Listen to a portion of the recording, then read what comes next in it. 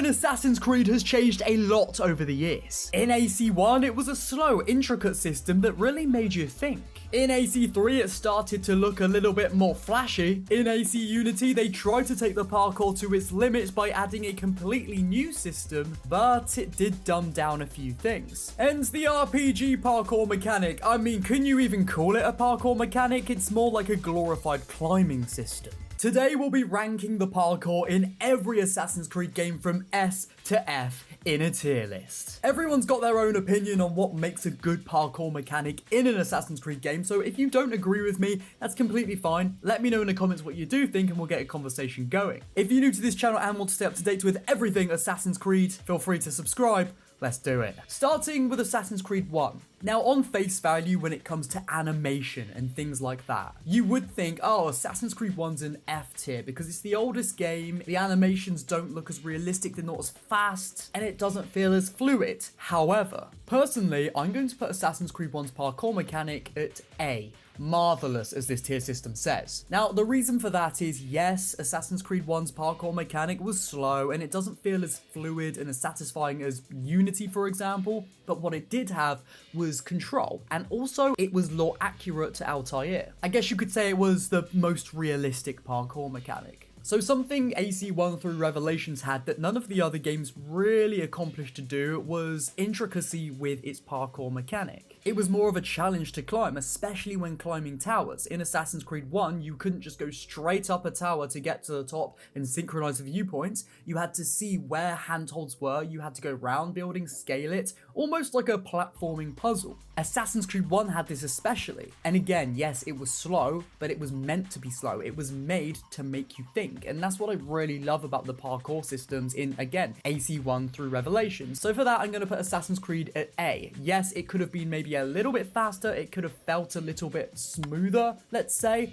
but that's why I put Assassin's Creed 2 Brotherhood and Revelations at S tier. I guess I'm roping these together as well because yes, Brotherhood made the parkour mechanic a little bit faster than it was in AC2, and Revelations added the hook blade, but essentially at its core, it's the same gameplay mechanic. It takes everything that AC1 had with parkour, again, makes it a little bit faster, a little bit smoother, makes it feel less challenging, but adds extra layers to a completely different challenge such as tomb missions. Side and back ejecting are also very important in the Ezio Trilogy, especially in Assassin 2 missions where there were hidden areas where there would be treasure chests that you'd have to utilize your parkour skills to reach. Again, it's not something you can really do in the newer games, so for that reason in itself, it was the most intricate parkour system, and I'm going to put them at S. Assassin's Creed 3 and Liberation HD, I'm going to put them, I think I'm going to go for B. Now, if there weren't much worse parkour mechanics in the AC series, I'd probably put them lower. And okay, let me explain my reasoning. So as I alluded to at the beginning of this video, yes, Assassin's Creed 3's parkour mechanic looks a lot flashier, a lot more visually appealing to the player than it did in Assassin's Creed 1 through Revelations. But the thing about making it look more visually appealing is that it sacrifices control to the player. Assassin's Creed 3 still had side and back ejecting, but climbing was a lot more animation based than it was control based. So if you try to cancel out an action and side eject, you kind of have to wait for the animation to play out, which basically just takes away from that deep level of intricacy and control of where you want to go. Yes, you can still side and back eject, but you've got to wait for the animation to play out, and to me it just doesn't feel as fluid, and I can't be as fluid as a player using the mechanic. To be honest, I think I'll probably put Black Flag and Freedom Cry also in B tier. The mechanic looks a little bit different and plays out a little bit different than AC3. It's improved upon in some ways and dumbs down in others, but essentially it's pretty much the same mechanic. So I have the same things I'd say about AC3 and Liberation to Black Flag and Freedom Cry. And I almost forgot about AC Rogue, but AC Rogue's exactly the same. Now, Unity. This is actually a very hot take from me in the climate of Assassin's Creed as we know it now. I won't deny it is one of the most satisfying feeling parkour mechanics when you're gliding from building to building. It gives you that boost of dopamine, and visually, aesthetically, it is the best parkour mechanic we've had in an Assassin's Creed game to date. But it takes everything I just mentioned about AC3's parkour, losing fluidity, losing control, making it more animation based, and it takes that to the max. Again, to have it look as good as it does look in the game, you have to sacrifice control. And as a player who prefers to be able to side and back eject whenever they want to do it, you just can't really do that in Unity. You have to jump to one building and watch the animation play out. If you didn't want to jump that way, well, too bad, you have to watch it play out and try again. So for that, I'm going to put Unity in C tier. Now, Assassin's Creed Syndicate has essentially the same parkour mechanic as Unity, but it's a lot more dumbed down, and it's completely sidelined by the rope launcher, which completely dominates gameplay in that game. Why use parkour when you can just rope launch to the top of a building instantly, or go from one building to another,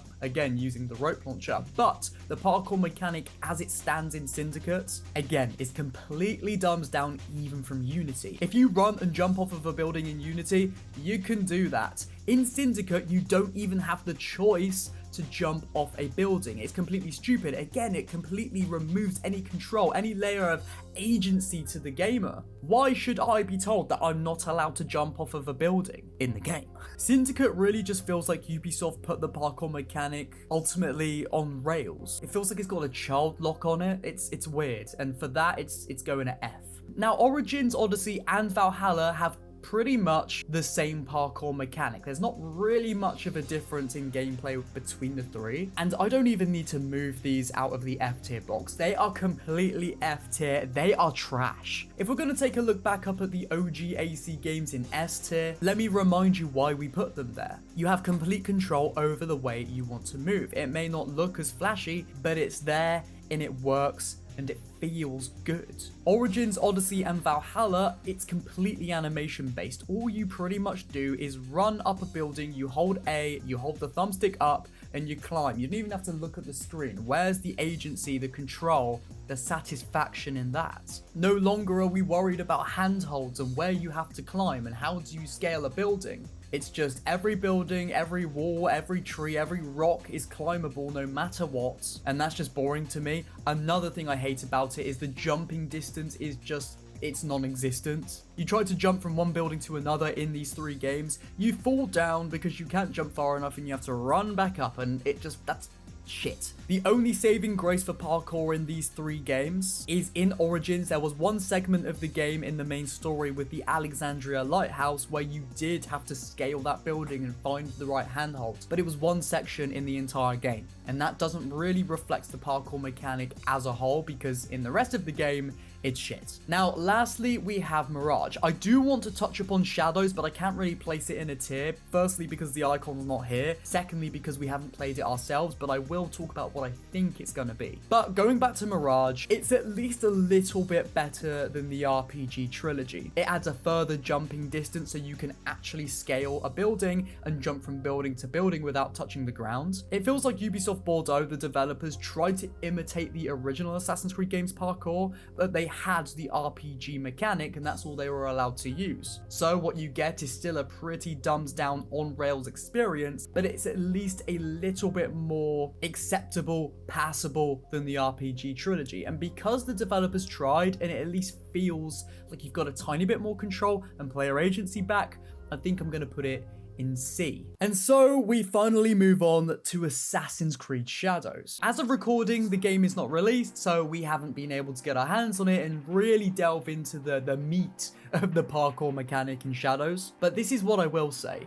It looks to me that it is pretty much the same RPG Trilogy parkour mechanic, but now they've just added the ability to do a few more flips here and there to maybe add a layer of illusion to mask the fact that, again, it is that same shitty parkour mechanic it's always been for the last almost 10 years. But now you've got flips, so it must be good, right? Time will tell. So there you have it. That was my tier list ranking of every parkour mechanic in the Assassin's Creed series, at least the mainline titles anyway. If you did enjoy this and want to stay up to date with everything Assassin's Creed, then feel free to subscribe to this video, and you can like it to let me know you want to see more just like this. Comment below what your favorite parkour mechanic is in the Assassin's Creed series. Whether you disagree or agree with me, we'll get a conversation going and build that AC community. You can become a member of my channel for 99 cents per month, which gives you access to emojis like this in the comments. You can follow me on Twitter to stay up to date with my takes on AC, I guess. I love you guys. May the Father of Understanding guide us. I will see you soon. Goodbye.